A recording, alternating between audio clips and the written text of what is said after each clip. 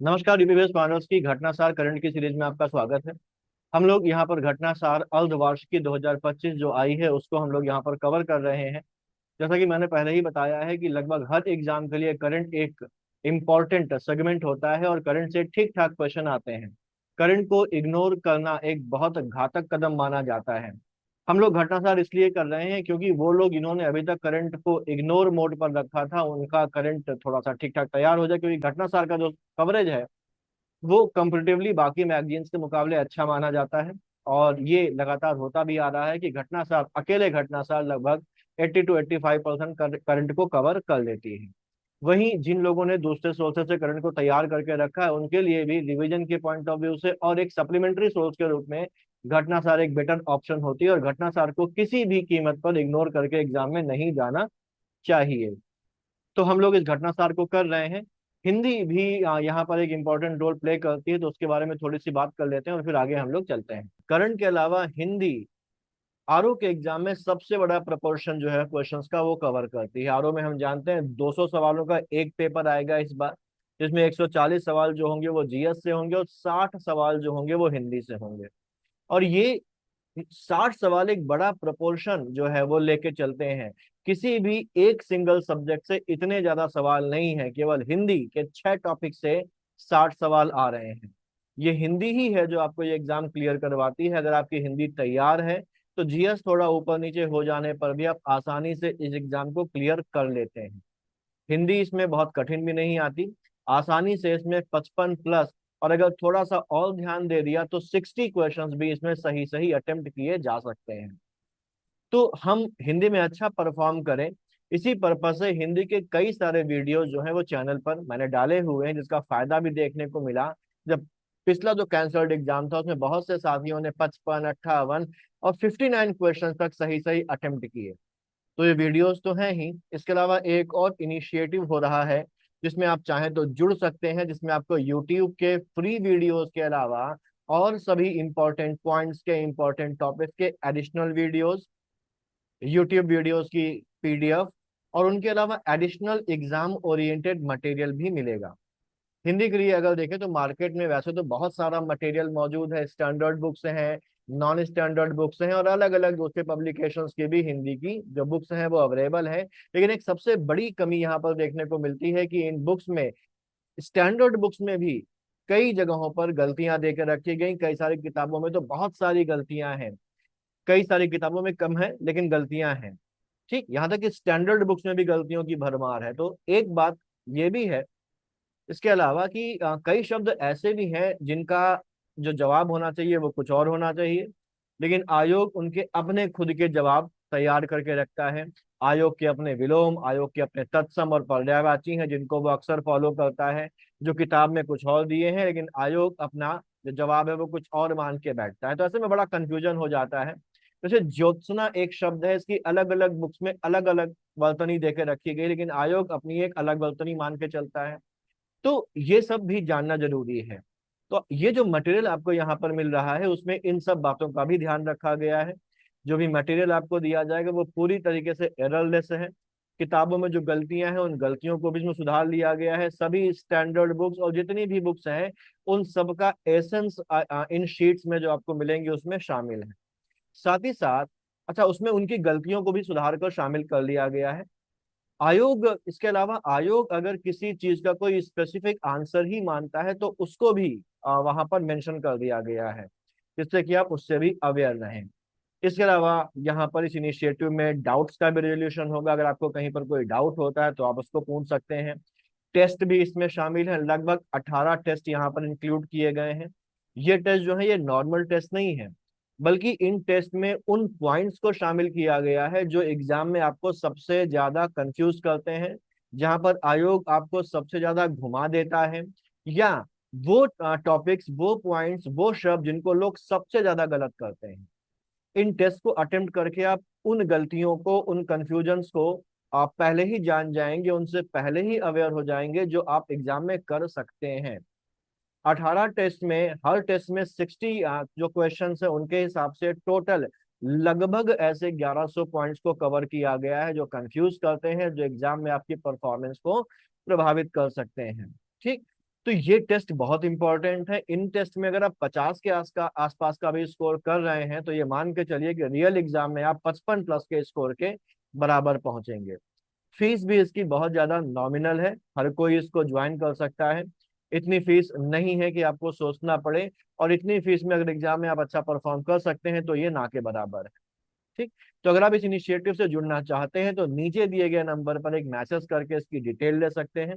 ध्यान रखिए, हिंदी ही आपको एग्जाम पास कराएगी, तो हिंदी में मजबूती लानी जरूरी है। एक बात और, यहाँ पर कोई ऐप नहीं है, सब कुछ व्हाट्सएप पर चलेगा। आपको सारा मटेरियल, वीडियोस और टेस्ट के लिंक्स जो भी होंगे वो सब व्हाट्सएप पर ही मिल जाएंगे। टेस्ट का आपको सॉल्व पीडीएफ भी मिल जाएगा, जिससे आप उसकी बाद में प्रैक्टिस कर सकते हैं। टेस्ट ऑनलाइन होंगे, विद नेगेटिव मार्किंग मार्किंग होंगे, और फुल लेंथ टेस्ट होंगे। सेगमेंटल टेस्ट भी हैं, और जो एक असॉर्टेड टेस्ट होता है वो भी। ठीक है, तो ये तो बात हो गई हिंदी के लिए इनिशिएटिव की। तो अब हम लोग यहाँ पर आगे करंट की बात कर लेते हैं, और तो हम लोग घटना सार शुरू कर लेते हैं। और ये जो वीडियो है ये घटना सार का 9th वीडियो है, नवा वीडियो है, लगभग खत्म होने वाली है घटना सार।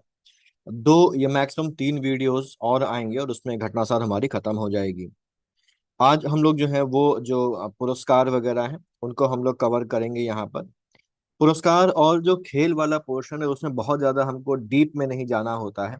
और हमको खेल में जो खास तौर से बहुत सारे खेलों को नहीं देखना होता है, केवल वही खेल हम लोग देखते हैं जो या तो एक इम्पोर्टेंस रखने वाले खेल हो, या कोई ऐसा खेल हो जिसमें इंडिया का इन्वॉल्वमेंट हो, या तो इंडिया ने उसमें कोई पदक जीता हो या इंडिया में उसका आयोजन हुआ हो। इन्हीं के आसपास हम खेलों को कवर करेंगे, जो हम लोग कवर करेंगे अगले वीडियो में।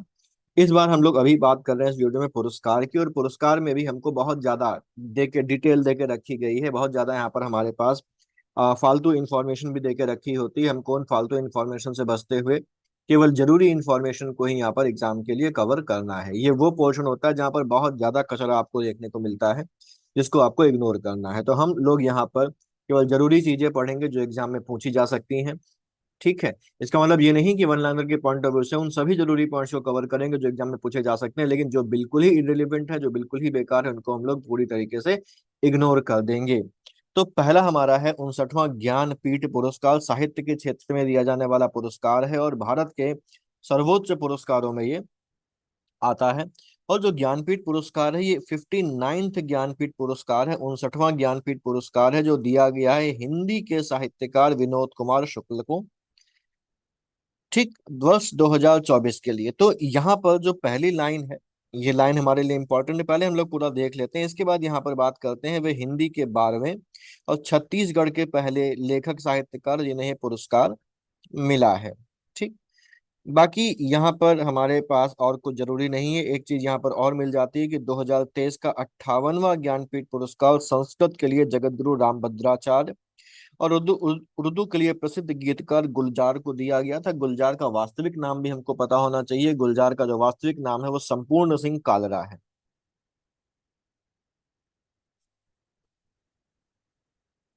संपूर्ण सिंह कालरा जो है वो गुलजार का वास्तविक नाम है। फिर यहाँ पर ज्ञानपीठ पुरस्कार देश का सर्वोच्च साहित्यिक सम्मान है। इसको भारतीय भाषाओं में उत्कृष्ट साहित्य रचने वाले रचनाकारों को दिया जाता है। 11 लाख रुपए की राशि दी जाती है। वाग्देवी, वाग्देवी मतलब सरस्वती देवी की कांसे की प्रतिमा और एक प्रशस्ति पत्र प्रदान किया जाता है। बस इतना हमें यहाँ पर ध्यान रखना है, इसके अलावा कुछ और नहीं ध्यान रखना है। एक एक टर्शरी क्वार्टरनरी इंफॉर्मेशन और है कि 1999 में इनको साहित्य अकादमी और 2023 में पेन नबोकोव सम्मान से सम्मानित किया जा चुका है। लेकिन यहाँ पर अगर सबसे इंपॉर्टेंट चीज देखें तो हमारे पास ये है कि दिया गया है किसको, विनोद कुमार शुक्ल को दिया गया है 2024 के लिए। और ये किस भाषा के साहित्यकार हैं? हिंदी भाषा के साहित्यकार हैं, और छत्तीसगढ़ के पहले साहित्यकार हैं जिनको ये मिला है, पहले लेखक साहित्यकार हैं 2023 में। इसलिए याद रखना जरूरी है क्योंकि ये घोषणा तो 2023 की पहले ही कर दी गई थी, लेकिन इसको दिया अब गया है, इसी साल दिया गया, 2023 वाला अभी दिया गया है। रामभद्राचार्य जी को और गुलजार को दिया गया है। गुलजार का नाम पूछा जा सकता है तो वो ध्यान रखिएगा। 11 लाख रुपए की राशि, बस इतना इसमें ध्यान रखना है। एक और यहाँ पर साहित्यिक सम्मान है, इसका नाम है व्यास सम्मान। ये जो व्यास सम्मान है ये दिया गया है लेखिका सूर्यबाला को। 2018 में प्रकाशित उनके उपन्यास कौन देश को वासी वेणु की डायरी के लिए दिया गया है, किसके द्वारा दिया गया है? के बिरला फाउंडेशन के द्वारा दिया गया है। 4 लाख रुपए इस पुरस्कार में दिए जाते हैं और ये पिछले 10 सालों में प्रकाशित किसी उत्कृष्ट रचना के लिए 1991 से प्रदान किया जा रहा है। बस। व्यास सम्मान 2024 का 34वां है। सूर्यबाला को कौन देश को वासी वेणु की डायरी के लिए दिया गया है? के बिरला फाउंडेशन देता है। पिछले 10 सालों की जो महत्वपूर्ण, जो सबसे उत्कृष्ट रचना होती है, उसके लिए यहाँ पर ये दिया जाता है। 2023 वाला किसको दिया गया था? 33वां। ये दिया गया था पुष्पा भारती को, उनके संस्मरण यादें और यादें, संस्करण नहीं है यहाँ पर, ये संस्मरण होगा, मेमोयर है ये, ठीक है, उसके लिए दिया गया है। फिर सरस्वती सम्मान 2024, ये भी के बिरला फाउंडेशन के द्वारा दिया जाता है और ये दिया गया है संस्कृत विद्वान महामहोपाध्याय साधु भद्रेश दास को। किसके लिए दिया गया? उनकी साहित्यिक कृति स्वामी नारायण सिद्धांत सुधा के लिए दिया गया। यह प्रस्थान त्रयी पर आधारित है। प्रस्थान त्रयी के बारे में आपने पढ़ा होगा कि प्रस्थान त्रयी किन 3 ग्रंथों का समूह है, उसको बोला जाता है। वैदिक साहित्य जो आपने पढ़ा होगा तो वहां पर देखा होगा, एक नाम मैं आपको बता देता हूँ, 2 नाम आप मुझे बताइए। एक है वहां पर कौन? भगवद गीता। बाकी 2 कौन से हैं ये आप मुझे कमेंट में बताइए। ठीक। तो यहाँ पर 2023 वाला भी ध्यान रखना है। पुष्पा भारती को दिया गया है यादें और यादें के लिए। सरस्वती सम्मान 2024 के बिरला फाउंडेशन द्वारा महामहोपाध्याय साधु भद्रेश दास को स्वामी नारायण सुधा सिद्धांत सुधा के लिए दिया गया, जो प्रस्थान त्रयी पर आधारित है। यहाँ पर ये 1991 से दिया जा रहा है। और ये क्यों दिया जाता है? ये सम्मान प्रतिवर्ष किसी भारतीय नागरिक की एक ऐसी उत्कृष्ट साहित्यिक कृति को दिया जाता है जो भारत के संविधान की 8वीं अनुसूची में उल्लिखित किसी भी भारतीय भाषा में पिछले 10 वर्षों में प्रकाशित हुई है। 15 लाख रुपए की राशि यहाँ पर दी जाती है। 8वीं अनुसूची में 22 भाषाएं हैं जिनको राजकीय भाषा का दर्जा जो है वो दिया गया है। फिर है साहित्य अकादमी पुरस्कार, ये भी एक साहित्यिक पुरस्कार है और ये दूसरा सर्वोच्च साहित्य सम्मान है। और ये जो है ये कई सारी, ये बेसिकली क्या है, ये साहित्य अकादमी पुरस्कार 24 भाषाओं में दिया जाता है, जिनमें 22 भाषाएं कौन सी? जिनमें 22 भाषाएं वो हैं जो हमारी 8वीं अनुसूची या अर्थ शेड्यूल में देखी गई हैं, जिनको ऑफिशियल लैंग्वेजेस ऑफ इंडिया कहा जाता है। इसके अलावा 2 एडिशनल भाषाओं में अंग्रेजी और राजस्थानी में भी ये प्रोवाइड, ये जो है वो दिया जाता है। तो 22 वो और प्लस अंग्रेजी और राजस्थानी मिला के कुल कितनी भाषाएं हो जाती हैं? 24 भाषाओं के साहित्यकारों को ये पुरस्कार दिया जाता है। ठीक। 22 भाषाओं की उत्कृष्ट कृतियों के लिए पुरस्कार अभी प्रदान किए गए हैं। बंगाली और उर्दू के लिए पुरस्कार अभी नहीं दिए गए हैं, अभी घोषित नहीं किए गए हैं। ठीक। हमको यहाँ पर बेसिकली जो 22 24 हैं, 22 भाषाएं जो एल शेड्यूल में है, तो हमको सब नहीं याद करने हैं। हमको जो अपना कंसंट्रेशन रखना है, फोकस रखना है, वो हिंदी भाषा में और दूसरा रखना है अंग्रेजी भाषा के ऊपर। जनरली हिंदी भाषा का ही पूछता है तो ये है, लेकिन अगर आप चाहें तो आप पूरे अगर याद कर लें तो वो बहुत अच्छी बात है, लेकिन मेनली यही पूछता है। तो हिंदी भाषा के लिए जो गगन गिल हैं उनको उनके कविता संग्रह के लिए दिया गया है मैं जब तक आई बहार। और अंग्रेजी के लिए ईस्टरिन किरे को उनके उपन्यास स्पिरिट नाइट के लिए पुरस्कृत किया गया है। ये जो है ये सबसे इंपॉर्टेंट है, यही जनरली पूछ लिया जाएगा। ठीक। ये क्या है? ये पिछले 5 वर्षों में के दौरान पहली बार प्रकाशित पुस्तकों पर ही दिया जाता है। साहित्यकारों को ताम्रपत्र यानी कि कॉपर प्लेट के साथ साथ शॉल और 1-1 लाख रुपए नगद जो है वो दिया जाता है। तो ये देखिए, ये अलग अलग भाषाएं हैं और अलग अलग भाषाओं में कौन कौन से लोगों को मिला है वो ध्यान रखना है।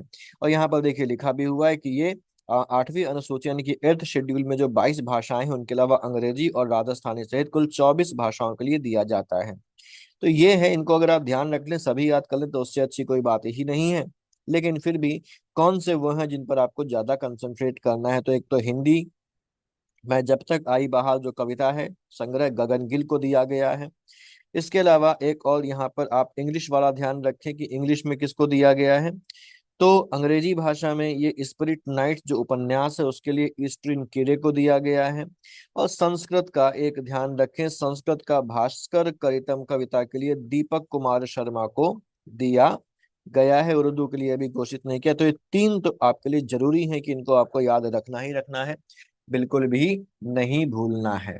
फिर है हमारे पद्म पुरस्कार 2025। पद्म पुरस्कार बेसिकली तीन कैटेगरीज में दिए जाते हैं: पद्म विभूषण, पद्म भूषण और पद्मश्री।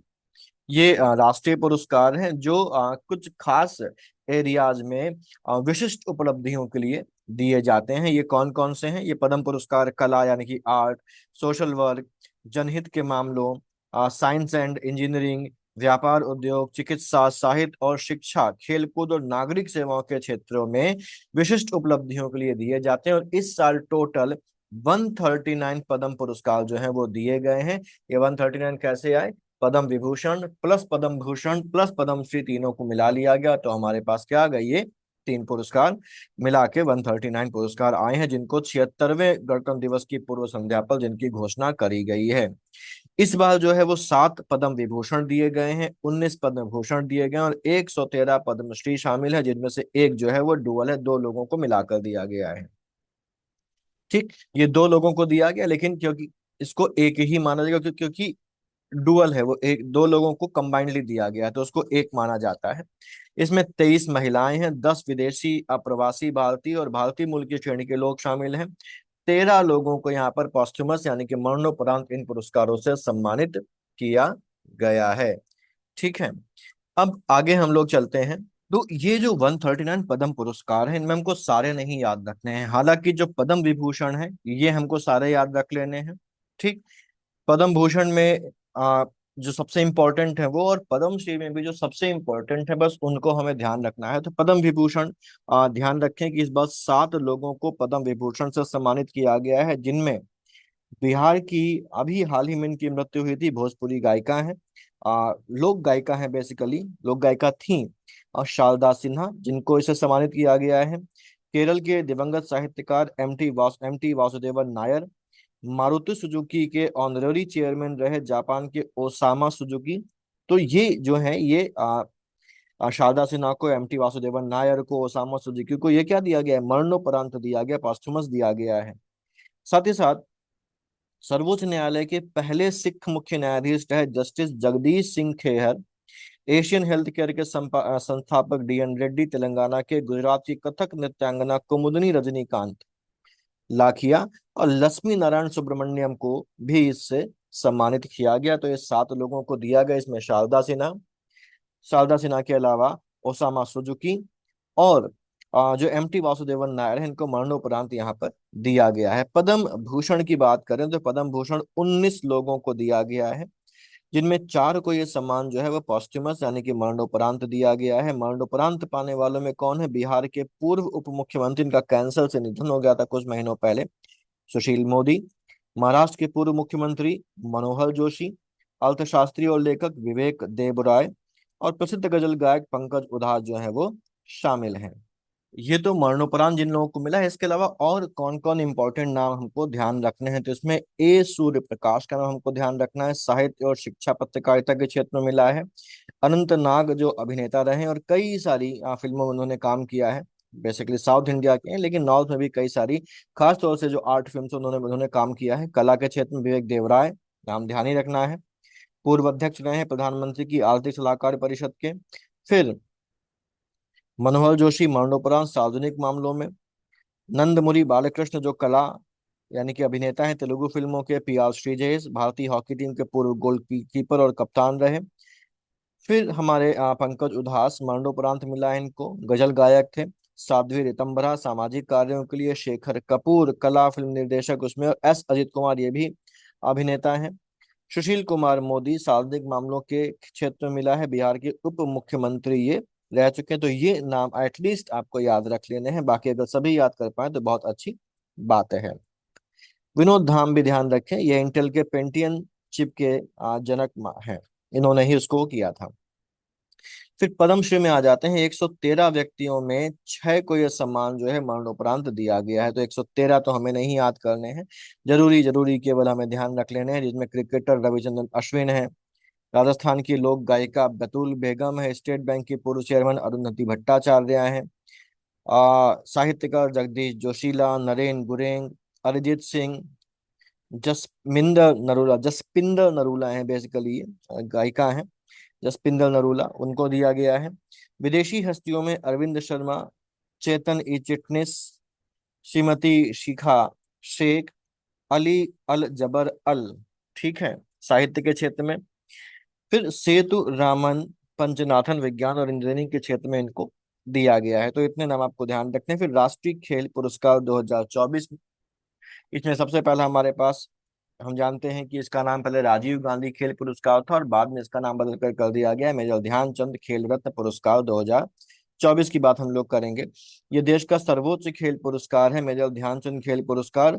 और पिछले 4 सालों में जिस खिलाड़ी ने बहुत अच्छा प्रदर्शन किया होता है खेल के क्षेत्र में, उसको ये पुरस्कार दिया जाता है। इसके तहत 25 लाख की राशि दी जाती है। 2024 के पुरस्कार 4 खिलाड़ियों को दिया गया है, जिनमें गुकेश डी, जो शतरंज के खेल में इस समय वर्तमान में विश्व चैंपियन भी हैं वो। हॉकी में हरमनप्रीत सिंह, प्रवीण कुमार पैराथलीट हैं, और सुश्री मनु भाकर शूटिंग ओलंपिक में मेडल जीता था इन्होंने, दिया गया है। तो ये 4 नाम हमको ध्यान रखने हैं, और कौन से खेल से संबंधित है वो भी ध्यान रखना है। अर्जुन पुरस्कार खेलों से संबंधित ये पुरस्कार भी है, और खेलों में उत्कृष्ट प्रदर्शन के लिए अर्जुन पुरस्कार दिया जाता है, और इसमें भी पिछले 4 साल की परफॉर्मेंस को देखा जाता है और उसके हिसाब से यहाँ पर ये दिया जाता है। यहाँ पर 15-15 लाख रुपए की राशि दी जाती है खिलाड़ियों को। 32 खिलाड़ियों के पुरस्कार दिया गया है। 32 में से सबसे इंपॉर्टेंट जो नाम है वो हम लोग यहाँ पर मार्क कर लेते हैं। एथलेटिक्स में ज्योति याराजी एक इंपॉर्टेंट नाम है, अन्नू रानी एथलेटिक्स में, मुक्केबाजी में स्वीटी, ठीक। इसके अलावा हॉकी के जर्मनप्रीत सिंह और सुखजीत सिंह, पैरा तीरंदाजी में Rakesh Kumar, H Hokato Sema para athletics में, नवदीप पैरा एथलेटिक्स में। नवदीप का नाम आप जानते होंगे, आपने देखा भी होगा, जिन्होंने मेडल जीता था पैरालंपिक में, ठीक है। फिर है हमारे रुबीना फ्रांसिस पैरा निशानेबाजी में, स्वप्निल सुरेश कुसाले निशानेबाजी में, सरबजोत सिंह निशानेबाजी में, और अमन कुश्ती और अभय सिंह स्क्वैश में। इतने नाम एटलीस्ट आपको ध्यान रखने हैं। फिर से मैं बोल रहा हूँ, पूरे याद कर लें तो बहुत अच्छी बात है, लेकिन कम से कम ये नाम तो आपको याद रखने ही है। फिर अर्जुन पुरस्कार आजीवन लाइफ टाइम वाला है, बेसिकली ये लाइफ टाइम अर्जुन पुरस्कार है, लाइफ टाइम अचीवमेंट्स के लिए दिया जाता है। और ये उन लोगों को दिया जाता है जिन्होंने अपने प्रदर्शन से खेलों में योगदान दिया, और सक्रिय खेल जीवन से संन्यास लेने के बाद भी खेलों को बढ़ावा देने में योगदान जारी रखते हैं। तो ये बेसिकली किसके लिए दिया जाता है? लाइफ टाइम अचीवमेंट के लिए दिया जाता है। और ये पुरस्कार 2024 के लिए दिया गया एथलेटिक्स में सुच्चा सिंह को, और पैरा स्विमिंग में मुरलीकांत राजाराम पेटकल, जिनके ऊपर फिल्म भी बनी है जिसका नाम था चंदू चैंपियन, ठीक। फिर है द्रोणाचार्य पुरस्कार, ये कोचेस को दिया जाता है, जो कोच करते हैं, जो प्रशिक्षक होते हैं उनको दिया जाता है। और खेलों में उत्कृष्ट प्रशिक्षकों के लिए द्रोणाचार्य पुरस्कार उन प्रशिक्षकों को दिया जाता है जिन्होंने उत्कृष्ट कार्य किया है और खिलाड़ियों को अंतरराष्ट्रीय प्रतियोगिताओं में प्रदर्शन करने में सक्षम बनाया है।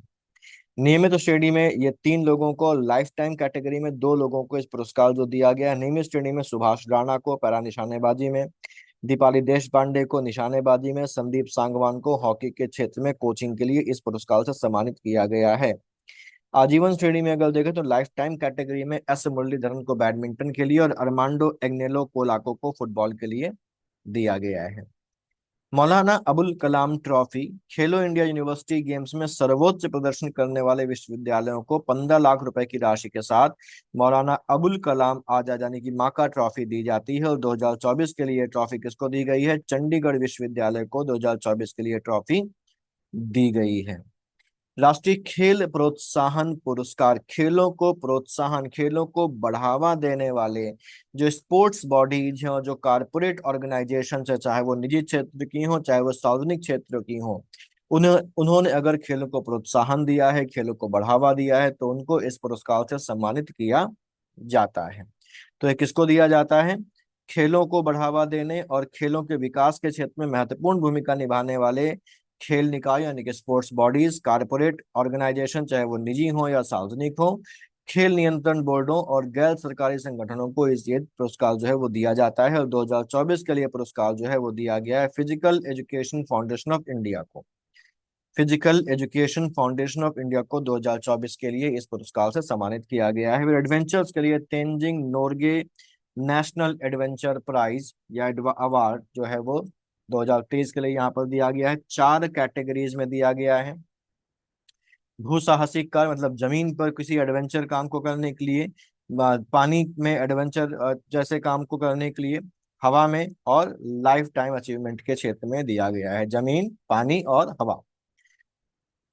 15-15 लाख रुपए यहाँ पर भी दिए जाते हैं। और 4 खिलाड़ियों को अलग अलग कैटेगरी में दिया गया है। वो कौन कौन से हैं? उदय कुमार पर्वतारोहण के लिए, ये हमारे पास थल एडवेंचर यानी कि भू साहसिक कार्य में। सयानी दास तैराकी यानी कि वाटर एडवेंचर में। जितिन एम विजयन को स्काई ड्राइविंग में, एयर एडवेंचर। और उमेश मल्लिकार्जुन जिरपे को लाइफ टाइम अचीवमेंट की कैटेगरी में ये पुरस्कार दिया गया है। इंपॉर्टेंट है, नाम हमको उनकी कैटेगरीज के साथ साथ याद रखने हैं। फिर जमुनालाल बजाज पुरस्कार, बेसिकली ये जो पुरस्कार है ये चैरिटी और जो ह्यूमैनिटेरियन काम है, मानवतावादी काम, परोपकारी काम, उन कामों को करने वाले लोगों को दिया जाता है। जमनालाल बजाज फाउंडेशन द्वारा दिया जाता है। और ये 2024 में जो दिया गया है वो 46वां जमनालाल बजाज पुरस्कार दिया गया है। नंबर भी ध्यान रखना है, कभी कभार ईयर ना दे के नंबर देता है कि 46वां जमनालाल बजाज पुरस्कार, या इस नंबर का जो सरस्वती पुरस्कार या ज्ञानपीठ पुरस्कार, साहित्य अकादमी पुरस्कार किसको दिया गया, तो वो ध्यान रखना है। ये बेसिकली गांधीवादी मूल्यों को बढ़ावा देने और जमनालाल बजाज के परोपकारी दृष्टिकोण के प्रसार के लिए 4 क्षेत्रों में ये पुरस्कार जो है वो दिया जाता है। रचनात्मक कार्यों के लिए ये पुरस्कार नवभारत जागृति केंद्र के अध्यक्ष गिरिजा नंदन गिरिजा सतीश को दिया गया है। ग्रामीण विकास के लिए विज्ञान प्रौद्योगिकी के अनुप्रयोग हेतु यानी कि उसके एप्लीकेशंस के लिए 33 सालों से उड़ीसा उत्तराखंड में ग्रामीण विकास के लिए समर्पित जो रश्मि भारती हैं उनको यह पुरस्कार दिया गया है। ठीक।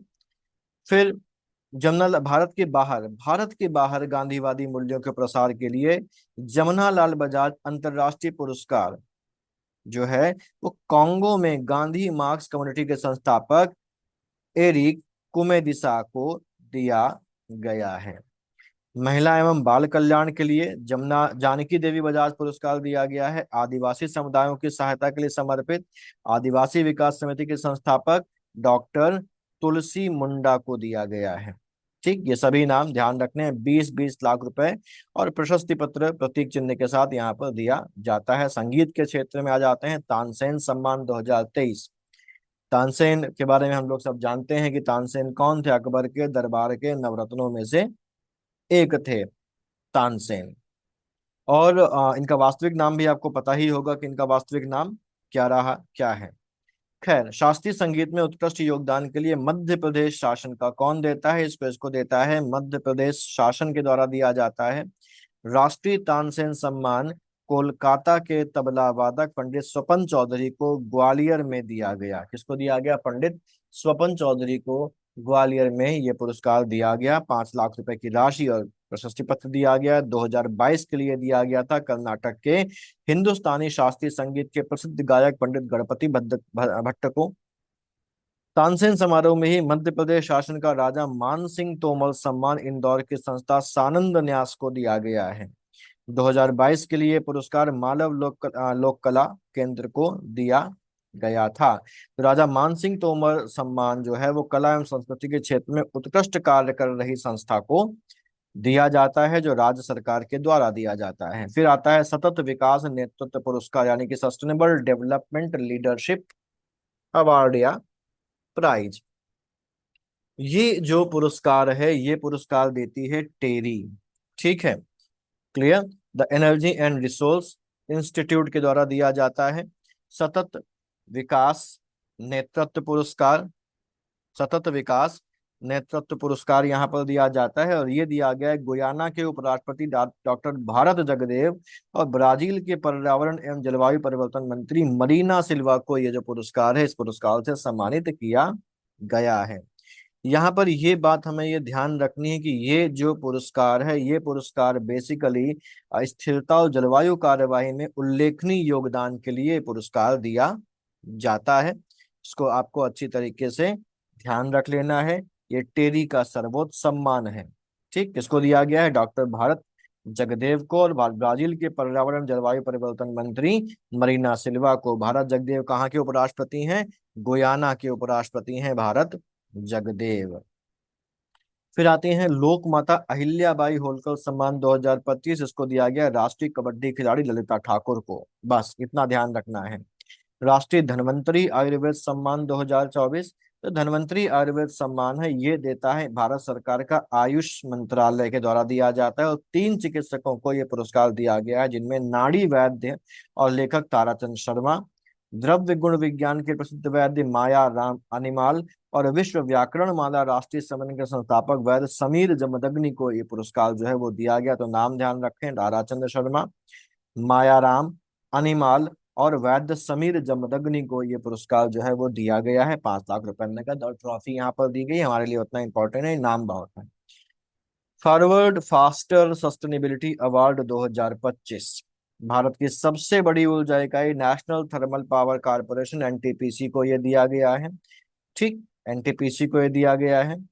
ये पुरस्कार जो है वो चेन्नई स्थित UN global compact network India की ओर से आयोजित समारोह में दिया गया है। ये जो है ये वाटर कंजर्वेशन और जल प्रबंधन पहल में उत्कृष्ट प्रयासों के लिए दिया गया है। स्कॉच प्राइज 2024, स्कॉच प्राइज स्कॉच शिखर सम्मेलन में दिया गया है, जो दिया गया है नागालैंड वन प्रबंधन परियोजना, नागालैंड फॉरेस्ट मैनेजमेंट प्रोजेक्ट को दिया गया है 100वें स्कॉच शिखर सम्मेलन में। और इसका आयोजन कहाँ पर हुआ था? इंडिया हैबिटेट सेंटर नई दिल्ली में इसका आयोजन किया गया था। ठीक है, ये जो पुरस्कार है नागालैंड सरकार के पर्यावरण वन और जलवायु परिवर्तन विभाग की ओर से एएनजीओ कोन्याक और वन्नई कोन्याक ने प्राप्त किया। ये जरूरी नहीं है, छोड़िए, बस उतना ध्यान रखिए।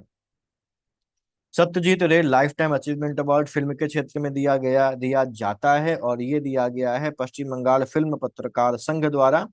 अपर्णा सेन को दिया गया है, फिल्म निर्माता अपर्णा सेन को सत्यजीत रे लाइफ टाइम अचीवमेंट अवार्ड दिया गया है। हिंदी में भी कई सारी फिल्में अपर्णा सेन ने बनाई है। फिर जेसी डेनियल अवार्ड 2023, जेसी डेनियल अवार्ड जो है वो केरल सरकार के द्वारा प्रदान किया जाता है, और मलयालम सिनेमा के क्षेत्र में उत्कृष्टता और लॉन्ग टर्म कंट्रीब्यूशन के लिए दिया जाने वाला सर्वोच्च सम्मान है।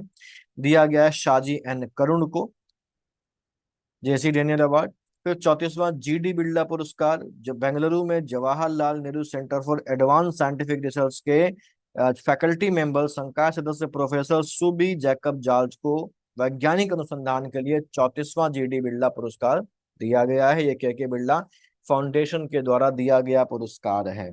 ठीक है, ये जो पुरस्कार है ये बेसिकली 50 वर्ष से कम आयु के भारतीय वैज्ञानिकों को विज्ञान में उनके मौलिक यानी कि ओरिजिनल, यूनिक और एक्स्ट्रॉर्डिनरी कंट्रीब्यूशन के लिए दिया जाता है। 2023 के लिए पुरस्कार जो है वो प्रोफेसर अदिति सेन डे को दिया गया है, और ये पुरस्कार पाने वाली वो पहली महिला वैज्ञानिक है। ठीक, फिर चलते हैं आगे। इंदिरा गांधी शांति निशस्त्रीकरण एवं विकास पुरस्कार 2024 इंपॉर्टेंट है, इस पर अक्सर सवाल पूछा गया है एग्जाम में, और ये दिया गया है चिली की पूर्व राष्ट्रपति मिशेल बैचलेट को। चिली की पूर्व राष्ट्रपति मिशेल बैचलेट को दिया गया है। इंदिरा गांधी मेमोरियल ट्रस्ट के द्वारा शांति निशस्त्रीकरण और विकास के लिए इंदिरा गांधी शांति वगैरह से दिया गया है। शिवशंकर मेनन की अध्यक्षता वाली जूरी बनी थी, और जूरी ने मानवाधिकार और समानता में उनके उत्कृष्ट योगदान के लिए पुरस्कार दिया। इसकी स्थापना 1986 में की गई थी। 25 लाख रुपए नगद का पुरस्कार और एक प्रशस्ति पत्र दिया जाता है। हर साल अंतर्राष्ट्रीय शांति और विकास को बढ़ावा देने वाले व्यक्तियों या संगठनों को दिया जाता है। फिर इंटरनेशनल प्राइजेस की बात कर लेते हैं। इंटरनेशनल प्राइजेस में सैंड मास्टर अवार्ड 2025 जो है वो रेत से कलाकृति बनाने वाले लोगों को दिया जाता है, और ये पुरस्कार जो है वो दिया गया है 2025 वाला भारत के सुदर्शन पटनायक को। पूरा नाम है पुरस्कार का फ्रेड डैरिंगटन सैंड मास्टर अवार्ड 2025, दिया गया साउदर्न इंग्लैंड के डोलसेट काउंटी में। सैंड वर्ल्ड 2025 रेत कला सैंड आर्ट फेस्टिवल हुआ था, वह रेत कला महोत्सव हुआ था, और यहाँ पर उन्होंने गणेश भगवान की 10 फीट ऊंची रेत की मूर्ति बनाई थी, और इसके लिए सुदर्शन पटनायक को इस पुरस्कार से सम्मानित किया गया। उड़ीसा के हैं। एबेल पुरस्कार 2025 इंपॉर्टेंट है, और 2025 के लिए जो एबेल पुरस्कार है इसको गणित का नोबल भी कहा जाता है। ठीक है, गणित का नोबल भी कहा जाता है। इस एबेल पुरस्कार से सम्मानित किया गया है जापान के मैथमेटिशियंस मासाकी काशीवारा को सम्मानित किया गया है। जो अलजेब्रा है, जो बीजगणितीय एनालिसिस है, उसके लिए उनको ये दिया गया है। ये बेसिकली कौन देता है? Norwegian academy of science and letters देता है। डी मॉड्यूल विकसित करने और क्रिस्टल बेस की खोज के लिए दिया गया है पुरस्कार 7.5 मिलियन यानी कि लगभग 7,20,000 डॉलर उनको दिया गया है। गोल्ड मरकरी पुरस्कार तिब्बती आध्यात्मिक गुरु दलाई लामा को दिया गया है। ठीक, शांति और स्थिरता में उनके योगदान के लिए गोल्ड मरकरी पुरस्कार से सम्मानित किया गया है।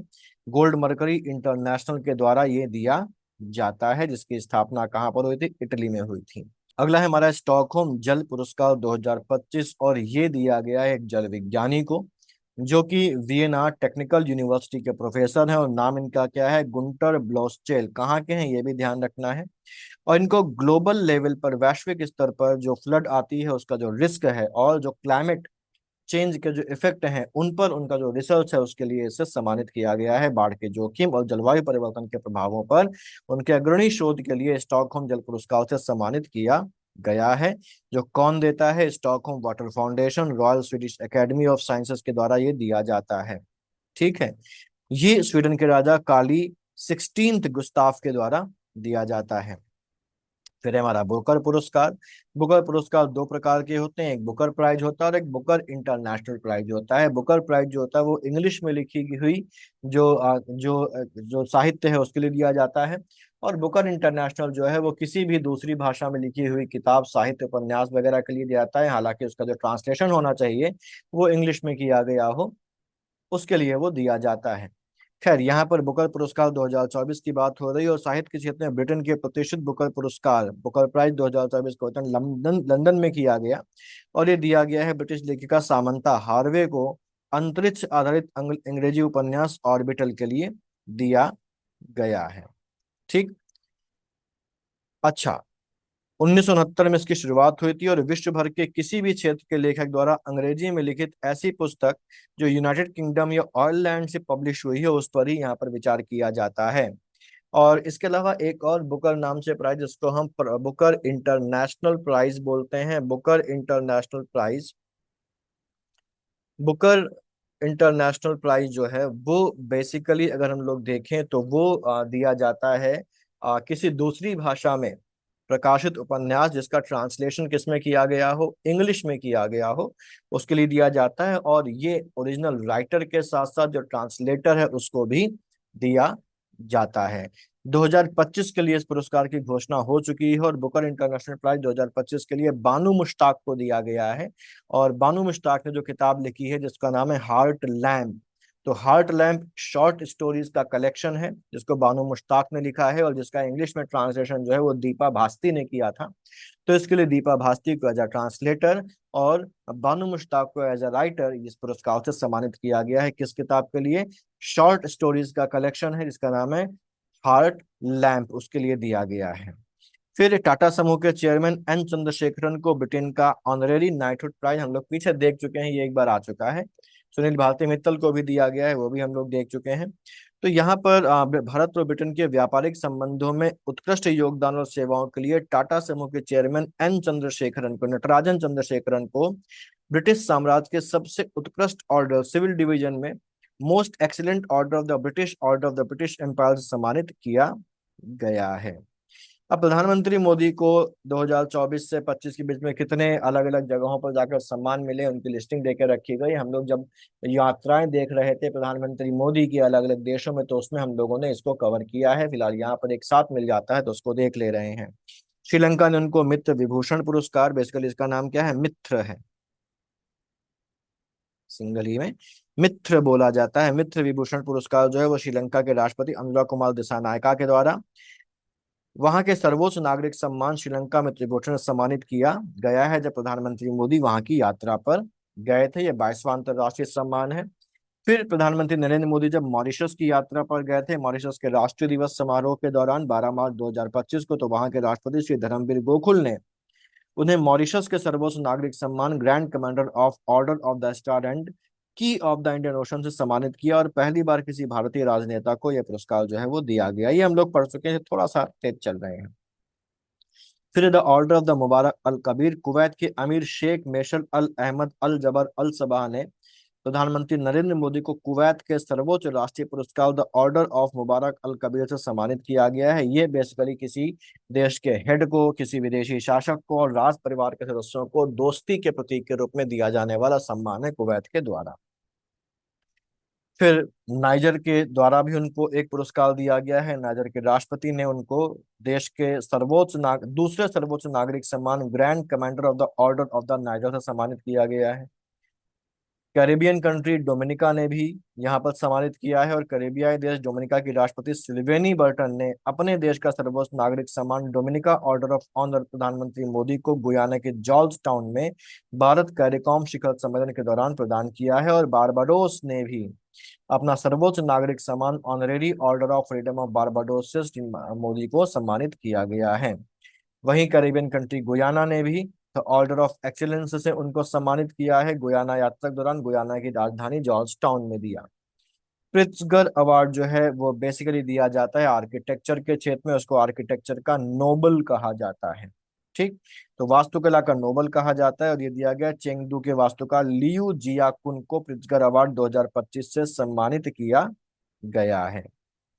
Champions of the earth award जो है वो दिया गया है भारतीय पारिस्थितिकीविद माधव गाडगिल को, इस पुरस्कार से सम्मानित किया गया है।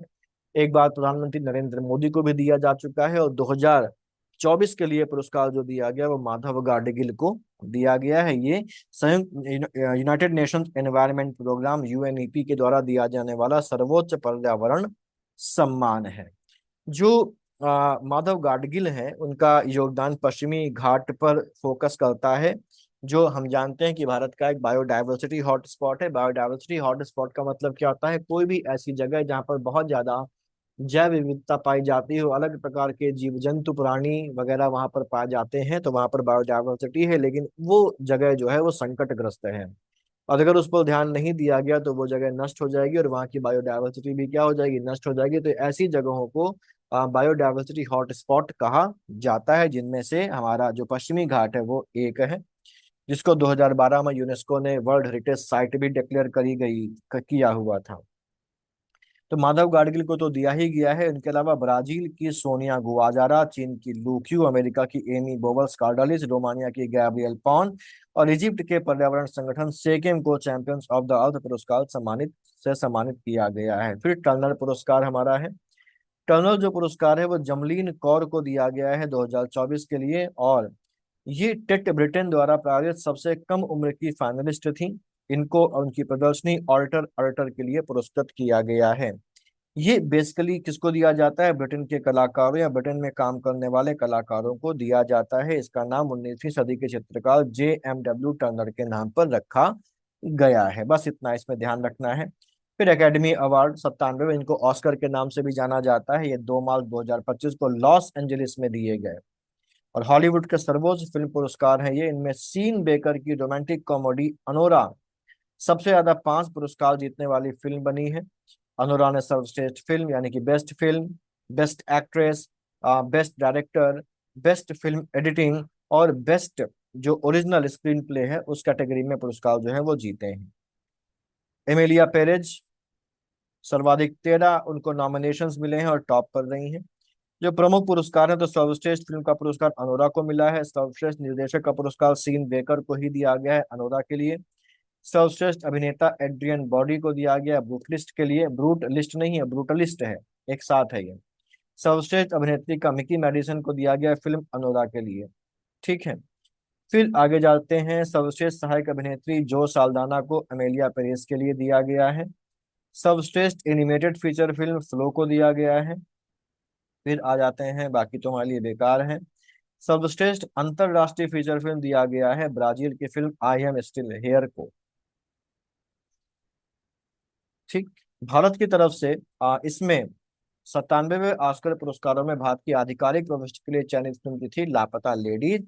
और एक और चीज है, एडम जे ग्रेव्स की भारतीय हिंदी लघु फिल्म अनुजा को भी इस कैटेगरी में नामित किया गया था। किसमें? सर्वश्रेष्ठ लाइव एक्शन लघु फिल्म को। और इसको में मिला है किसको? है आई एम नॉट रोबोट को मिला है। फिर है 67th ग्रैमी अवार्ड 2025। इंपॉर्टेंट है क्योंकि भारत का भी यहाँ पर इन्वॉल्वमेंट है। और संगीत जगत का प्रतिष्ठित पुरस्कार है 67th ग्रैमी अवार्ड है, जो लॉस एंजलिस में दिया गया।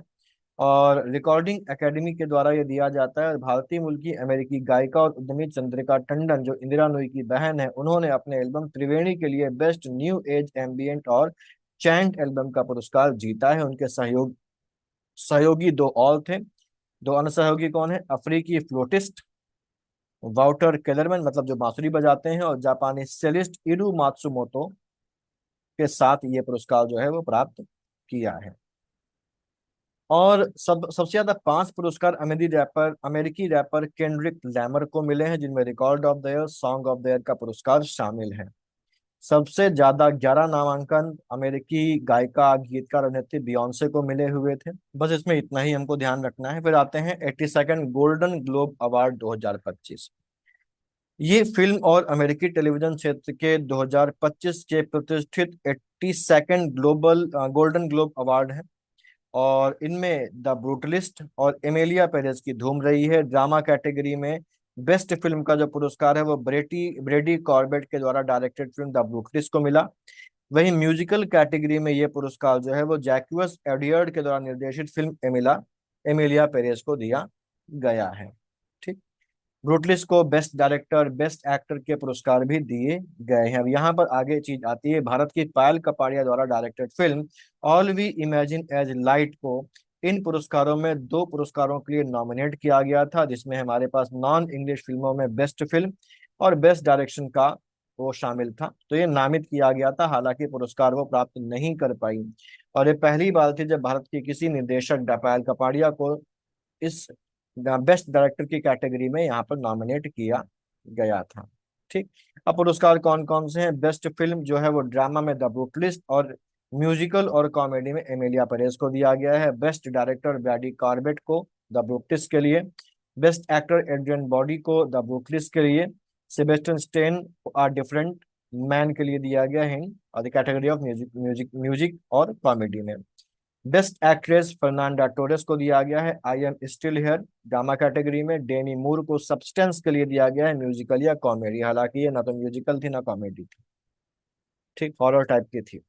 सर्वश्रेष्ठ सह अभिनेता कीरन किल्कन को दिया गया है। और एक और इम्पोर्टेंट नाम है, सर्वश्रेष्ठ श्रेष्ठ जो को एक्ट्रेस है, सह अभिनेत्री का पुरस्कार है, वो एमिलिया पेरेज के लिए जो साल्डाना को दिया गया है।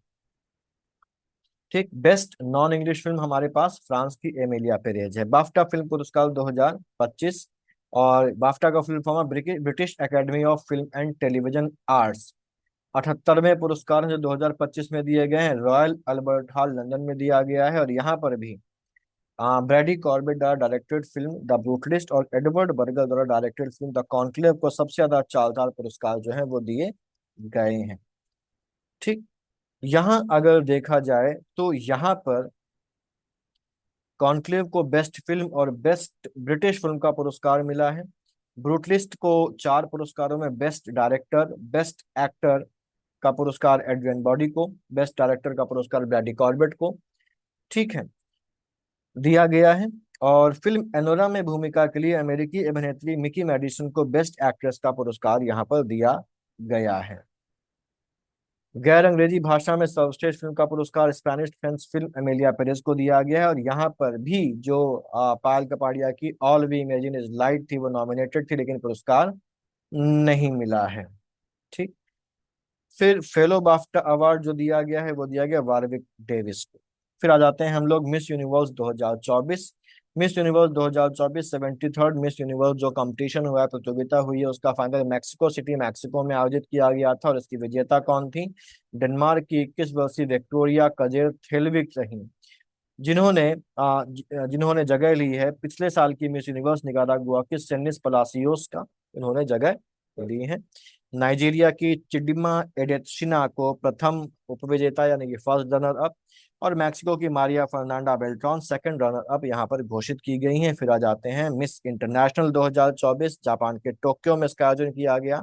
62वीं मिस इंटरनेशनल प्रतियोगिता थी और खिताब जीता है वियतनाम की हुइन थी थान थुई ने। ठीक। हुइन थी थान थुई ने इसका पुरस्कार जो है वो जीता है। और आंद्रिया रूबियो जो वेनेजुएला की थी, उनकी जगह उन्होंने ली है। कैडिला रोका फर्स्ट रनर अप और Elba Perez second runner up यहाँ पर रही है। ठीक है। प्रतियोगिता में भारत का रिप्रेजेंटेशन मुंबई की रश्मि शिंदे ने किया था। फिर आ जाते हैं मिस अर्थ में। मिस अर्थ की अगर हम लोग बात यहाँ पर करें, तो यहाँ पर इसका आयोजन जो है फिलीपींस के मनीला में किया गया था, और भारत सहित 76 देशों के प्रतियोगियों ने इसमें पार्टिसिपेट किया था। ऑस्ट्रेलिया की 22 वर्षीय जेसिका लेन को मिस अर्थ 2024 का विजेता घोषित किया गया था। मिस अर्थ एयर बनी आइसलैंड की हराल्ड्स डोटिर, अमेरिका की बी मिलान विंडोज की मिस अर्थ वाटर, और पेरू की नीवा एंटिजाना मिस अर्थ फायर का प्राइज यहाँ पर जीती हैं। फिर आते हैं time person of the year. America की पत्रिका है टाइम मैगजीन, और अमेरिका के राष्ट्रपति डोनाल्ड ट्रंप को उन्होंने 2024 के लिए पर्सन ऑफ द ईयर जो है वो घोषित किया गया। ठीक है। फिर हम लोग आते हैं, ये दूसरी बार है जब टाइम ने उन्हें पर्सन ऑफ द ईयर घोषित किया है। इसके पहले 2016 में जब वो पहली बार राष्ट्रीय चुनाव जीते थे तब उनको ये सम्मान दिया गया था। Time CEO of the year 2024 semiconductor industry की कंपनी एएमडी की सीईओ लीसा सू को सीईओ ऑफ द ईयर जो है वो चुना गया है। पिछले साल जो है वो सम्मान दिया था अमेरिका की ओपन एआई के सीईओ सैम एल्टमैन को दिया था, और इस साल किसको दिया है? लीसा सू को, जो एएमडी की हैं उनको दिया गया है। फिर time athlete of the year पुरस्कार दिया गया अमेरिका की बास्केटबॉल खिलाड़ी कैटलिन क्लार्क को दिया गया है। एथलीट ऑफ द ईयर घोषित किया गया है। 2023 में पुरस्कार दिया गया था अर्जेंटीना के लियोनेल मैसी को दिया गया था।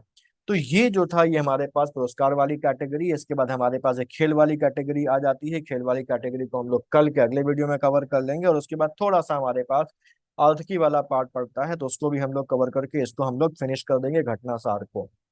तो इसको इतना रखते हैं, अगले वीडियो में मिलते हैं। तब तक पढ़ते रहिए, आगे बढ़ते रहिए। All the best.